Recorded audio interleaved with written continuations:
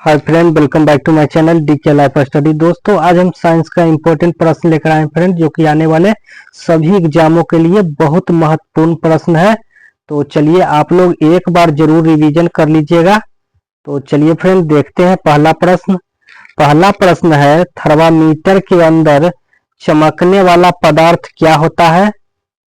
तो ये पारा होता है फ्रेंड, याद रखिएगा। अगला देखिए, गामा किरणें किससे बनी होती है? तो ये विद्युत चुंबकीय तरंग से बनी होती है फ्रेंड। अगला प्रश्न देखिए, कार चालक की सुरक्षा के लिए प्रयोग में आने वाला बायोथैला एयरबैग में क्या होता है? तो इसका सही आंसर हो जाएगा फ्रेंड, सोडियम एंजाइट। सोडियम एंजाइट होता है फ्रेंड। अगला प्रश्न देखिए, जब दूध खट्टा हो जाता है तो इसका पीएच स्तर क्या होता है? तो ये 6 से कम हो जाता है। अगला प्रश्न देखिए, अगला प्रश्न फ्रेंड, किस विधि द्वारा पानी और शराब के मिश्रण को अलग किया जाता है? तो इसका सही आंसर हो जाएगा, आसवन विधि द्वारा पानी और शराब का अलग किया जा सकता है। अगला प्रश्न देखिए फ्रेंड, पृथ्वी की सतह पर कौन सा तत्व सर्वाधिक पाया जाता है? तो ये ऑक्सीजन हो जाएगा, इसका सही आंसर। अगला प्रश्न देखिए, अगला प्रश्न है, एक इलेक्ट्रॉन का द्रव्यमान कितना होता है?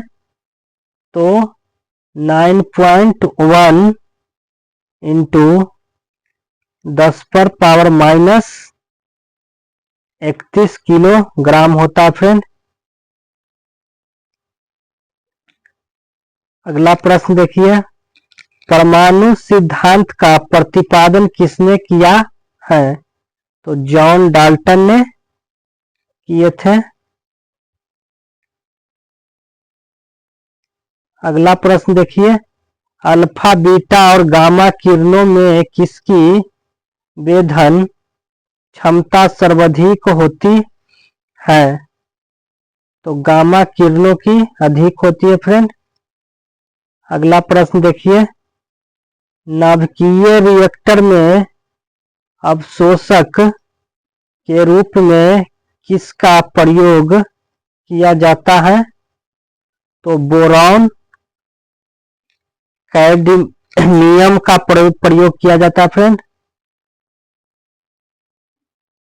अगला प्रश्न देखिए, अगला प्रश्न है, हाइड्रोजन बम का आविष्कार किसने किया था? तो एडवर्ड टेलर ने किया था फ्रेंड, याद रखिएगा, एडवर्ड टेलर ने किया था हाइड्रोजन बम का। अगला प्रश्न देखिए, भारत में सबसे अधिक कौन से प्रकार का कोयला पाया जाता है? तो इसका सही आंसर हो जाएगा, बिटुमिनस कोयला पाया जाता है फ्रेंड, याद रखिएगा, बिटुमिनस कोयला पाया जाता है। अगला प्रश्न देखिए फ्रेंड, आधुनिक आवर्त सारणी का जनक किसे कहा जाता है? तो मोसले को कहा जाता है। अगला देखिए, आधुनिक आवर्त सारणी में बाएं से दाएं जाने पर संयोजी इलेक्ट्रॉन की संख्या में क्या परिवर्तन होता है? तो इसका आंसर हो जाएगा फ्रेंड, संयोजित इलेक्ट्रॉनों की संख्या 1 से बढ़कर 8 हो जाती है। अगला प्रश्न देखिए, सबसे भारी तत्व कौन सा है?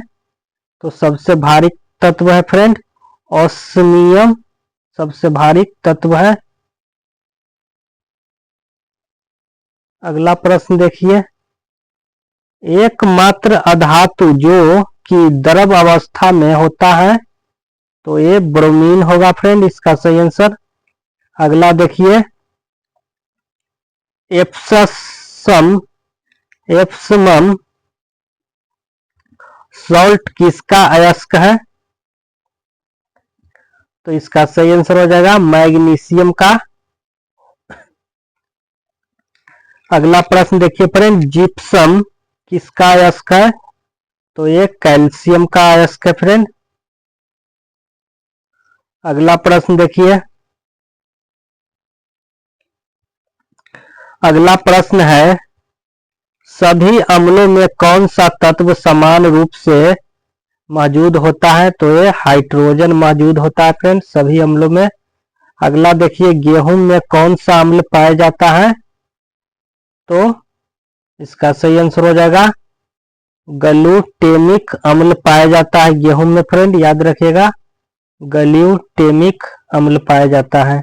अगला देखिए, यूरिन का पीला रंग किसकी उपस्थिति से होता है?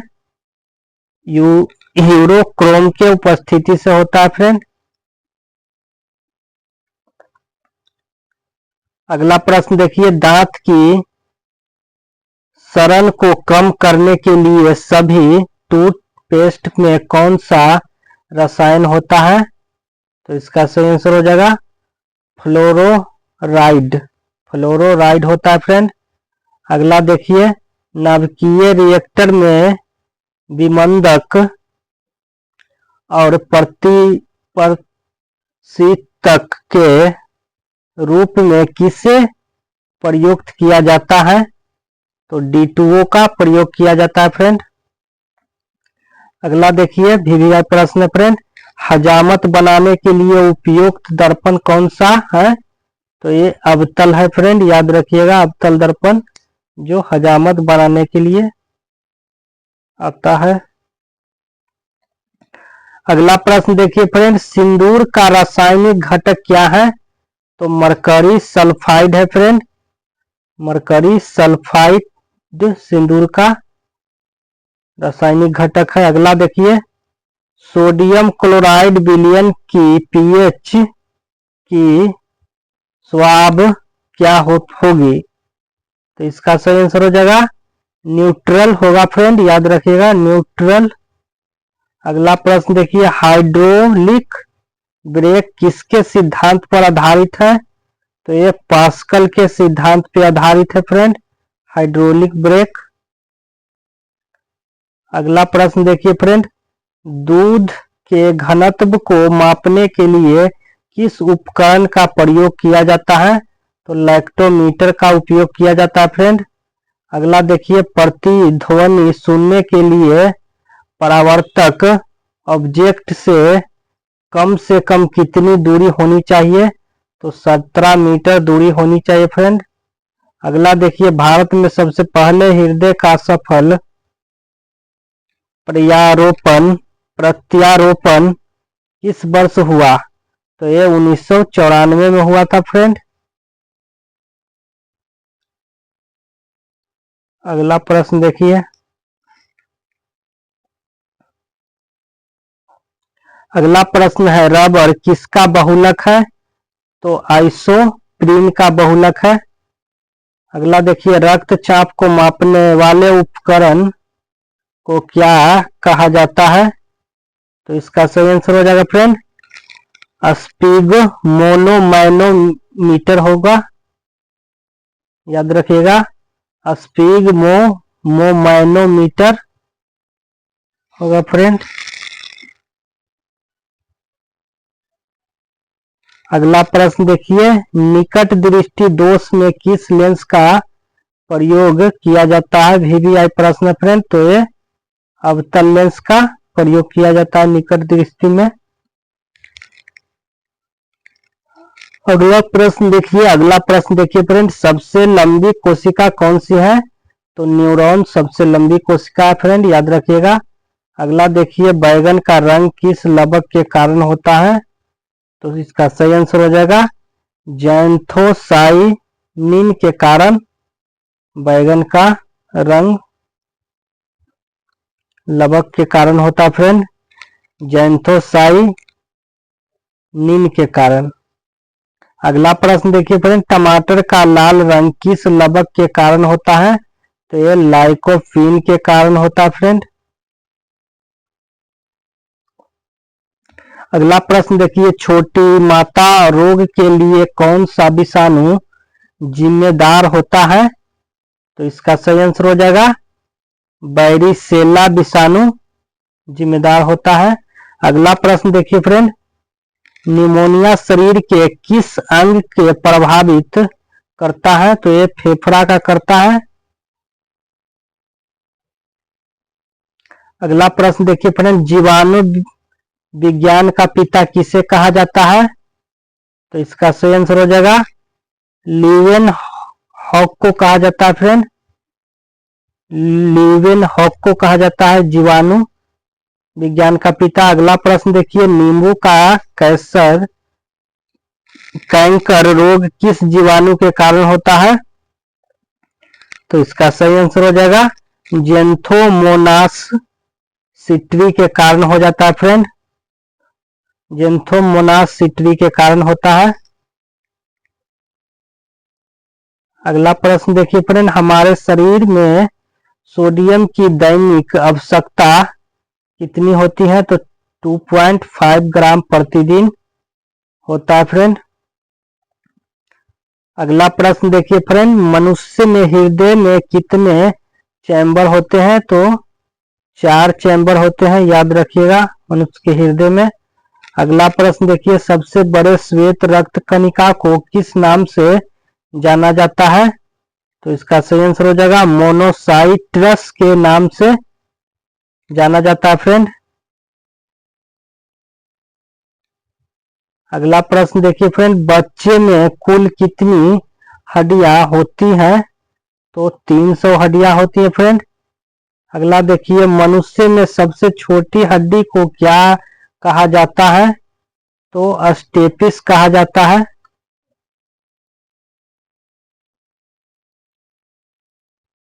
अगला प्रश्न देखिए, कोबाल्ट 60 आमतौर पर विकिरण चिकित्सा में प्रयुक्त होता है क्योंकि यह उत्सर्जित करता है गामा किरण को करता है फ्रेंड, याद रखिएगा। अगला देखिए, रक्तस्राव को रोकने के लिए किस एल्युमिनियम लवण का प्रयोग किया जाता है? तो पोटास एल्बम को किया जाता है फ्रेंड, पोटास एलम को किया जाता है। अगला प्रश्न देखिए फ्रेंड, सिरका अम्ल में सोडियम बाइकार्बोनेट मिलाए जाने पर कौन सी गैस मुक्त होती है? तो कार्बन डाइऑक्साइड मुक्त होती है फ्रेंड। अगला प्रश्न देखिए, कौन लाल लिटमस को नीला लिटमस में परिवर्तित कर देता है? तो क्षार कर देता है फ्रेंड।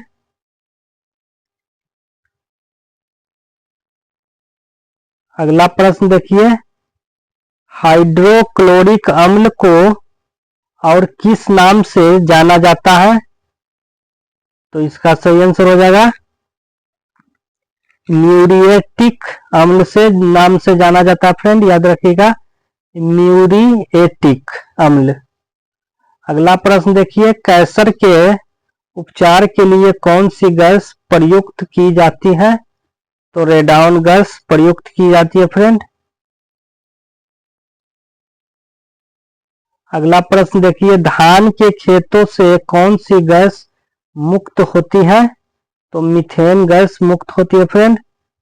अगला प्रश्न देखिए, प्रथम विश्व युद्ध के समय किसका उपयोग रासायनिक अस्त्र के रूप में हुआ है? तो इसका सही आंसर हो जाएगा मस्टर्ड गैस को, मस्टर्ड गैस। अगला प्रश्न देखिए फ्रेंड, किसके संचयन के कारण दौड़ने के बाद पैरों की मांसपेशियों में दर्द का अनुभव होता है? तो लैक्टिक अम्ल के कारण फ्रेंड, याद रखिएगा लैक्टिक अम्ल के कारण। अगला प्रश्न देखिए, अगला प्रश्न है फ्रेंड, ब्रह्मांड में सबसे अधिक मात्रा में कौन सा तत्व पाया जाता है? तो हाइड्रोजन सबसे अधिक पाया जाता है फ्रेंड, याद रखिएगा ब्रह्मांड में। अगला प्रश्न देखिए, डिप्थीरिया शरीर के किस हिस्से को प्रभावित करता है? तो गला को प्रभावित करता है फ्रेंड। अगला प्रश्न देखिए,